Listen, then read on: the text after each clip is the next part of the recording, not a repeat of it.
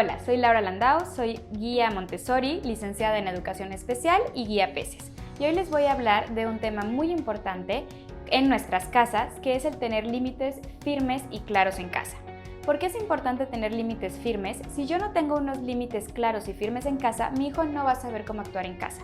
Si yo tengo unos límites bien estructurados y límites firmes, entonces mi hijo va a saber por dónde manejarse en casa y qué es lo que realmente él tiene que cumplir. Hay que entender que un límite firme no va acompañado de grito, no va acompañado de amenaza, ni va acompañado de un regaño. Si mi límite va acompañado de uno de estos tres puntos, mi hijo no los va realmente a acatar, va a generar una lucha de poder, va a generar una revancha en mi hijo y esto no es lo que yo quiero. Es importante que los límites sean firmes, pero sean límites cálidos. Es importante ser congruentes. Lo que yo diga se tiene que cumplir. Si yo le digo a mi hijo, a la siguiente que molestes a tu compañero, nos vamos de la fiesta, es importante cumplirlo. Si yo me lo estoy pasando muy bien, si estoy súper divertida y le digo esto y luego me arrepiento y me quedo como si nada hubiera pasado, le estoy dando el mensaje de cuando hay más gente te puedes portar mal porque yo no me quiero ir y entonces pues voy a hacer como si no te estuviera viendo, ¿no? Entonces esto le da un doble mensaje a mi hijo. Es importante que el límite que yo ponga, el límite se cumpla. También es importante ponernos a pensar cuántos límites tenemos en casa. Normalmente tenemos 1000 límites en casa. Voy a agarrar un ejemplo. Mi hijo brinca en todos lados. Se sube al sillón y brinca en la mesa, entonces los límites en mi casa es no te subas en la mesa, no te subas en el sillón, no te subas en el comedor, no te subas en la cama. Y entonces en lugar de tener solo una regla, de este punto tengo hasta 10 reglas. Es muy difícil para ellos aprender 10 reglas. Si yo sintetizo estas 10 reglas en una sola y le digo en la casa sin brincar en los muebles, es más fácil para él entender que sin brincar en los muebles. Entonces elimino otras 9 reglas y esto es más fácil para ellos. Entonces los invito a analizar cuántas reglas tenemos en casa y sintetizar estas reglas en el menor número posible para que ellos realmente las puedan acatar. También es importante eliminar estas frases de amenaza que tenemos en casa, que se dan mucho. Por ejemplo, si no te acabas la comida, no puedes comer postre. Si no recoges, no sales. Cuento hasta 3 para que recojas tu cuarto. Es mucho más fácil si yo le digo a mi hijo, para salir tienes que haber recogido tu cuarto.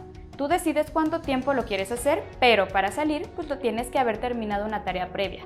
Entonces es más fácil para ellos aceptar esta indicación porque no la sienten como amenaza, no la sienten como regaño, entonces es más fácil para ellos cooperar. Entonces esta es una estrategia que yo los invito a usar, que es la estrategia del para, donde vamos a cambiar estas situaciones tensas, las vamos a cambiar por el para, que es mucho más lógico y mucho más natural, y lo podemos usar para todo el para. Una de las palabras que más usamos en casa es el no. Les decimos no te subas a los muebles, no te subas aquí, no hagas esto. Vamos a tratar de cambiar el no por el sin. Si yo cambio el sin, mi hijo no está tan acostumbrado a esta palabra, no le genera rechazo y entonces la va a acatar de mejor manera. Entonces, lo más que yo pueda cambiar el no por el sin nos va a ayudar a tener una mejor relación en casa. Vamos a tratar de decir sin subirse a los muebles, sin interrumpir si mamá y papá están ocupados y entonces vamos cambiando el no por el sin. También es importante nosotros ponernos a pensar cuántas veces le digo yo no a mi hijo. Si yo lleno mi día diciéndole limitantes, diciéndole no puedes hacer esto, no puedes hacer esto, no puedes hacer esto, entonces va a generar un rechazo en él cada vez que yo le ponga un límite. Yo voy a tratar de ver lo positivo también. Si mi hijo le encanta correr en la casa, en lugar de decirle no corras en la casa o poner reglas como sin correr en la casa, voy a tratar de verlo por lo positivo, que es decir, en la casa caminamos.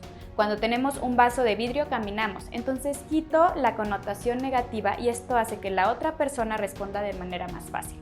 Entonces estos son pequeños tips que nos pueden ayudar a tener una buena relación en casa y recuerden que la importancia de tener límites firmes en casa es para tener una buena armonía familiar. Si yo tengo muy claros los límites y si yo los transmito de una manera adecuada, sin amenazas, sin gritos y sin regaños, entonces ellos van a cooperar de una mejor manera. Y es importante que nosotros tengamos muy en cuenta que si yo genero dolor o si yo genero sufrimiento con un regaño o un castigo a mi hijo, no hay aprendizaje. En el corazón no cabe aprendizaje con sufrimiento. Entonces, para que realmente haya un aprendizaje, tiene que ser de una manera positiva. Gracias.